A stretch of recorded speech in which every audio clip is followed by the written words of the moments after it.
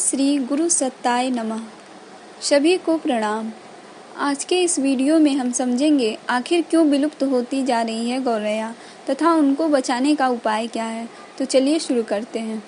यह पाठ धर्म एवं अध्यात्म के तत्वज्ञान का वैज्ञानिक विश्लेषण अखंड ज्योति से लिया गया है। अखंड ज्योति शांति कुंज हरिद्वार द्वारा प्रकाशित एक मासिक पत्रिका है। तो चलिए शुरू करते हैं। कहीं विलुप्त न हो जाए गौरैया। चिड़िया रानी के रूप में गौरैया पुरानी पीढ़ी के बचपन का एक अहम हिस्सा रही है। गाँव में हर घर, खेत खलियान इसकी चींची की चहक से गुलजार रहते थे। वहीं कस्बों व शहरों में भी घरों तथा झुरमुट वाली झाड़ियों में यह उड़ती फुदकती मिलती थी। लेकिन विकास के साथ जैसे जैसे हम कृत्रिम जीवन शैली को अपनाते गए, इसके लिए जगह सिमटती गई। अब शहरों में चिड़िया लुप्त प्राय हो चली है तथा गाँव में भी इसके दर्शन दुर्लभ हो रहे हैं। विश्व भर में इसकी लगभग 26 प्रजातियां पाई जाती हैं। लगभग भारत में इसकी 5 प्रजातियां पाई जाती हैं। माना जाता है कि यह चिड़िया सबसे पहले मध्य पूर्व में विकसित हुई। यहाँ से यह पूरे यूरोप और एशिया में गई। इसके बाद ऑस्ट्रेलिया और उत्तरी अमेरिका में यह आबाद हुई। अंटार्कटिका के अतिरिक्त यह हर महाद्वीप में पाई जाती है। मुश्किल से 34 ग्राम की पहली चिड़िया लगभग लंबाई में 14 से 16 सेंटीमीटर होती है। इसका रंग हल्का भूरा तथा सफ़ेद होता है। नर की पहचान उसके गले के पास काले धब्बे से होती है। इसका जीवन काल 14 से 20 वर्ष तक का होता है। यह विश्व के हर कोने में पाई जाती है। यह कृषकों की विशेष रूप से सहायता करती है और पारिस्थितिकीय तंत्र में अपना महत्वपूर्ण योगदान देती है। इसका आहार छोटे दाने, फसल की कोपलों के अतिरिक्त खेत में फसलों को नुकसान पहुंचाने वाले कीड़े मकोड़े भी होते हैं।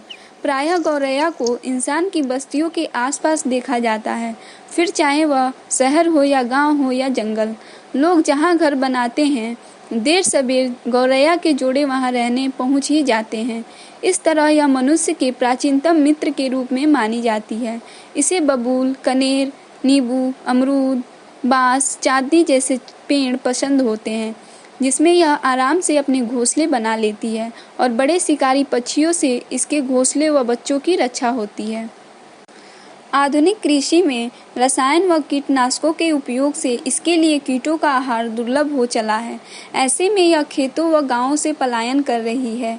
फिर नए घरों के बनाव भी ऐसे होते हैं जिनमें छज्जे से लेकर खाली स्थान तक का अभाव रहता है। पेड़ों की अंधाधुंध कटाई भी इसके आवास को उजाड़ रही है।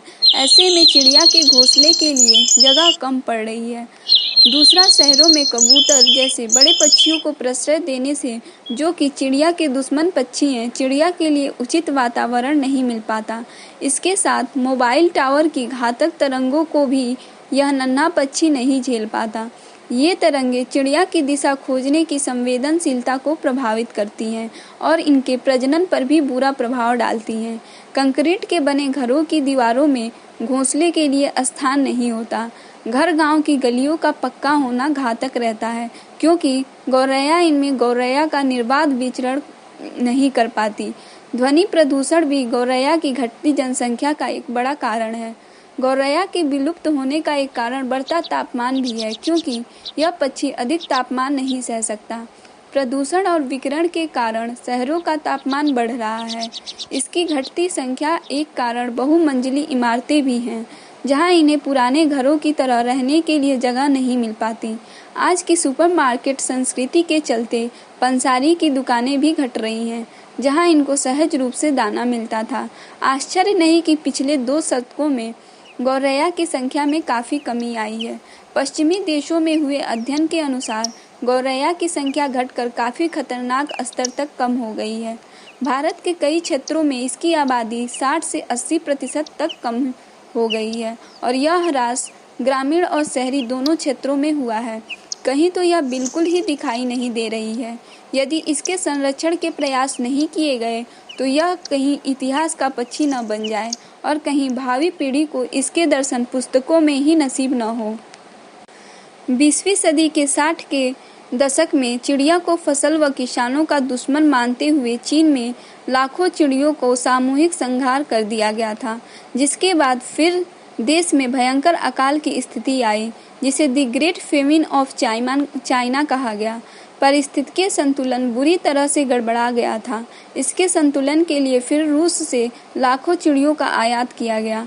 इसके बाद हालात सुधरे और गौरैया का महत्व समझ में आया, लेकिन व्यापक स्तर पर आज विश्व भर में गौरैया की स्थिति चिंताजनक बनी हुई है, जिसे विशेष संरक्षण की आवश्यकता है। भारत की तरह यूरोप में भी गौरैया संरक्षण चिंता का विषय बन चुका है, जबकि ब्रिटेन में यह रेड लिस्ट में शामिल हो गई है। International union for conservation of nature ने सन 2002 में इस लुप्तप्राय प्रजातियों में शामिल कर दिया। इसी क्रम में 20 मार्च 2010 को विश्व गौरैया दिवस की घोषणा हुई, जो तब से हर वर्ष 20 मार्च को मनाया जाता है। कई गैर सरकारी संस्थान एवं जागरूक नागरिक इसके संरक्षण में लगे हुए हैं। इन प्रयासों के चलते गौरैया की संख्या में कुछ सुधार अवश्य हुआ है, लेकिन इसके लिए और व्यापक स्तर पर प्रयास की आवश्यकता है, जिसमें हर व्यक्ति अपने स्तर पर योगदान दे सकता है। घर में इसके संरक्षण के उपाय किए जा सकते हैं। घरों को दीवारों में ईंटों के बीच घोंसलों के लिए कुछ स्थान छोड़ा जा सकता है। इसके अतिरिक्त घरों में ऐसे स्थान उपलब्ध कराए जा सकते हैं जहां यह आसानी से घोंसले बना सके तथा अपने अंडे व बच्चे को हमलावर पक्षियों से सुरक्षित रख सके। इनके घोंसले सुरक्षित स्थानों पर न होने के कारण कौवे जैसे हमलावर पक्षी इनके अंडों तथा बच्चों को खा जाते हैं।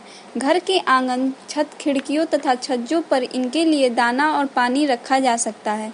विशेष रूप में गर्मियों में इसकी अधिक आवश्यकता रहती है। बाजार से कृत्रिम घोंसले लाकर घर में भी टांगे जा सकते हैं।